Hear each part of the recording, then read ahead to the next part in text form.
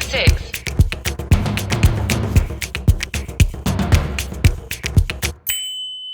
7 years of King Salman.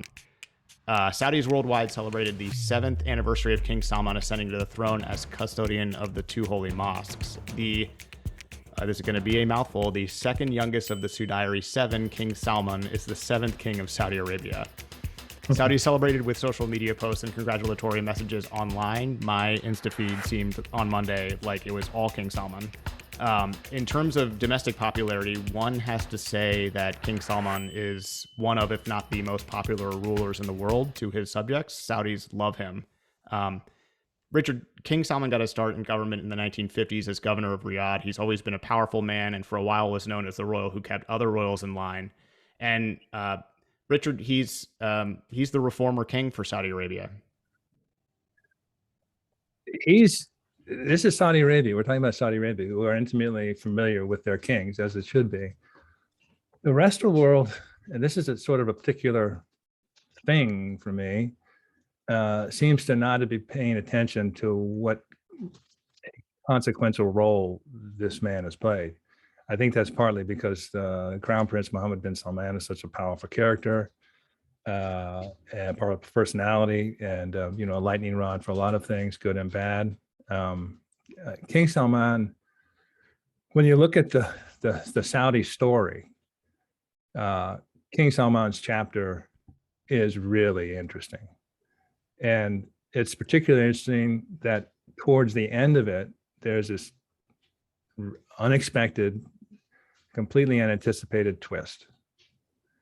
And that twist has redirected the kingdom entirely. And I feel like in order to give this its proper due, I should give some context. So let me digress in a huge way. All right, just so we understand. Just so we understand, and I have to organize this in my head so it actually comes out coherently. But in order to understand the magnitude of what he did, you have to understand his history. And so let's go back. So this is the third Saudi state. And by that, I mean, there was a Saudi state that was established from 1744 to 1811, when Ibrahim Pasha of the Ottoman Empire came over, and this was based in Diriyah, basically conquered Diriyah, scattered that Saudi state. By the way, the only time Saudi Arabia has ever been invaded by a foreign power. So that's 1811. It was sort of reconstituted in 1825 by, but in the seat of power is now in Riyadh, which is like 20 miles north of Diriyah. And this version of the Saudi state was in existence till 1891. There were warring tribes and that sort of thing. And in 1891, it was exiled essentially by the Al Rashid clan, group of tribes. And so they sent off, they first went to Qatar and Bahrain, and then they were essentially refugees in Kuwait. And this was Abdurrahman al Saud was the head of the family at that time. His son, 15 years old at the time, Abdulaziz Ibn Saud. Abdulaziz bin Abdurrahman al Saud is known as Ibn Saud, sort of desert warrior father of Saudi Arabia. Went out into the, and on raids in late 1901, early 1902, and decided, even against his father's wishes, to make a run and go try and retake Riyadh. So he and 40 of his best friends in January 1902, snuck up on Riyadh, used palm trees to climb the parapets and the walls, and they retook Riyadh, 1902. So over the course of, and Ibn Saud was a kind of a swashbuckling guy, 6'4", charismatic, courageous, turned out to be a really astute politician. So this is 1902. So over the course of the next 30 years, he consolidates Saudi Arabia, and he pulls it all together. And he raises the Ikhwan, the White Army, which is fervent Muslim believers who were a big part of his expansion. He quashes the Ikhwan when they can't, they won't abide by treaties and just want to keep raiding.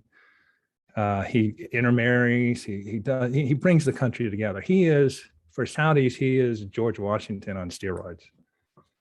It just really important and influential and a touchstone for Saudis. So he unifies the country in 1932. He rules till 1953. He has 45 sons, roughly. I think 36 who lived to adulthood. And like any group of, and we're talking about sons, he had many other kids, but remember, this is a patriarchal tribal society. So males at the time were what mattered in terms of leadership.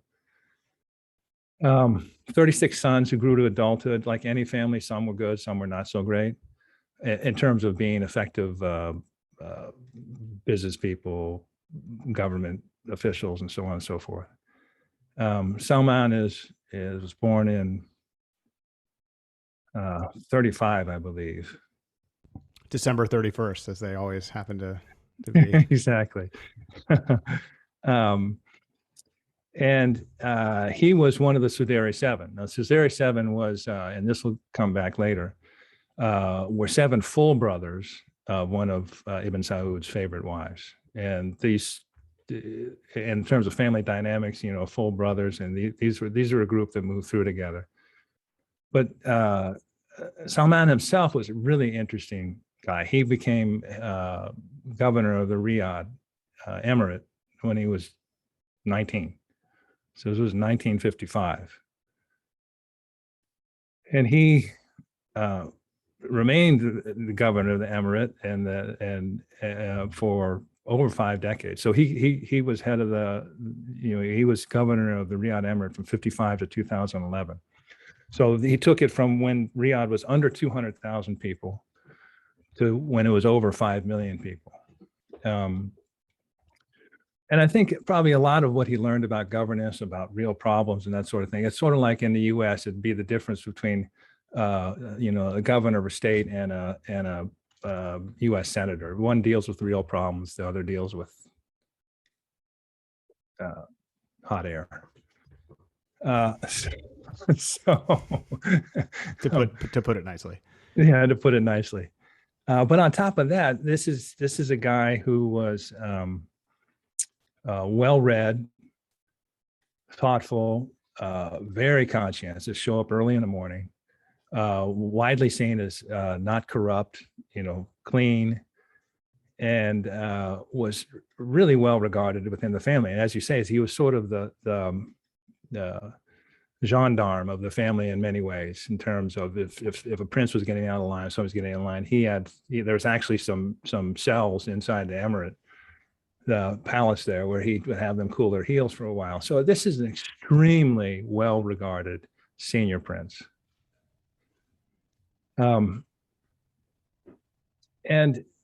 as leadership evolved, what you found, you have to, so you have all these brothers, you have these power centers, you have the royal power centers, you had institutional power centers, and the way Saudi Arabia managed itself is just like tribes. A tribe would have managed itself in the sense that it was very much consensus oriented. So for example, King Fahd, who ruled from 82 to 2005, has said the only time he took a major decision that wasn't a completely unanimous one, was when the question came as whether they should allow U.S. troops into the country after Iraq invaded Kuwait in 91.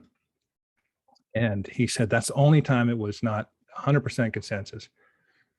And obviously the reason was that the threat, the time was too short, the threat was too great, and you didn't have time for traditional niceties. So U.S. troops came, and obviously we know what happened. But that explains the consensus. And so over time, you had power centers evolve. And so, for example, you had a ministry power. The ministry of interior was a significant power center. And so one of the Suderi brothers, Naif al Saud, was there. The Ministry of Defense, a major power center, Sultan al Saud was there.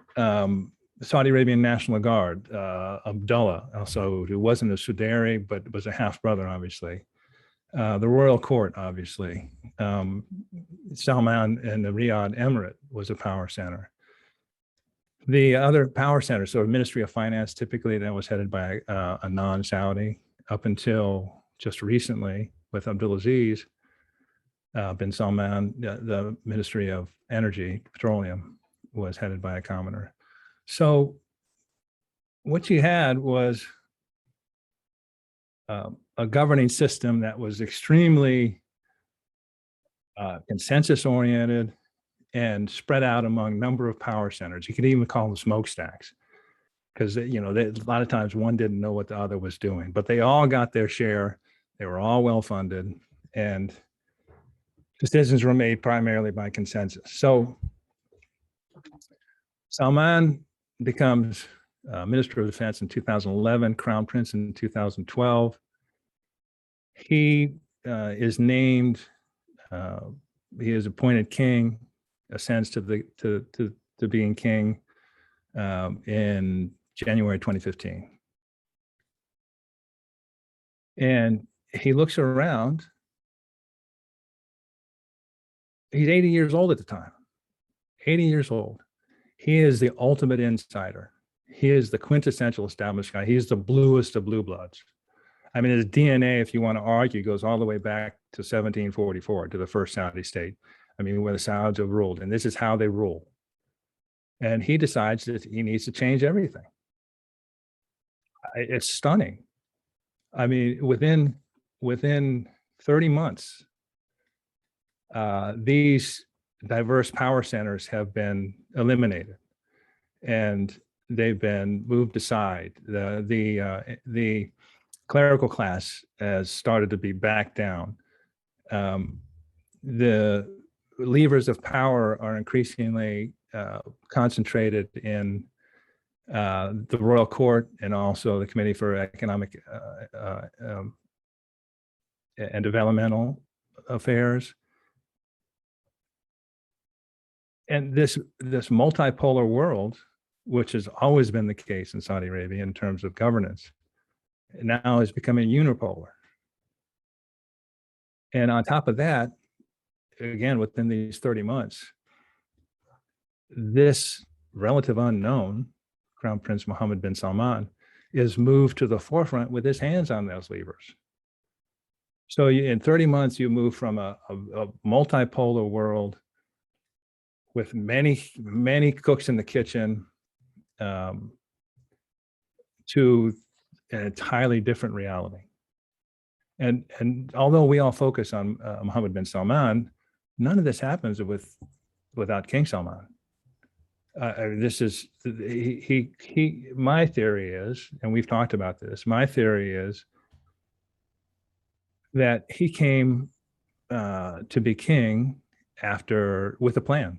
And I think he had been thinking about this a long time, intimately aware of how decisions were made, intimately aware of how long it took to make decisions. And he assessed the field. I mean, we've talked about November 2014. We've talked about that OPEC meeting when Saudi Arabia had to stare into the face of declining oil price and accelerating U.S. shale oil production. And we talked about it. In 2008, it was under 4 million barrels per day. And by 2014, it was over 8, on its way to 11 million barrels per day. So I think there were 3 things that he looked at and said, all right, what I see is our typical revenue model doesn't work anymore. That's 1. 2, we have a demographic time bomb in terms of our youth. Our largest employer by a vast amount is the government, which is already bloated, and we can't employ these kids. we have to rethink our economy in order to find a way to employ these kids, to house these kids, to entertain these kids. And three, we have to remember that the Arab Spring was in 2011. So this is roughly 3 years before this happened, before he came to the throne. And the message out of that was sort of two-part. One, whatever the nature of your regime, what we're interested in is better governance. And oh, by the way, with social media, we're going to know all about how good or bad your governance is. And we're going to be able to mobilize. I mean, the story is told that when Iraq invaded Kuwait, the Saudi press didn't cover it until 3 days later. I mean, you could have that float time in 1991. In 2011, 2014, 15, it's real. And not only is it real and immediate, it's an agent for change. So if you're not governing well, everybody knows it, and social media can organize complaints and opposition. So I think he's looking at in 2015, January 2015, he's looking the same thing that King thought in 91. He said, the time is too short, threat is too great. We don't have time for traditional niceties. And so he, as I said, he accomplishes this complete redirection in roughly 30 months.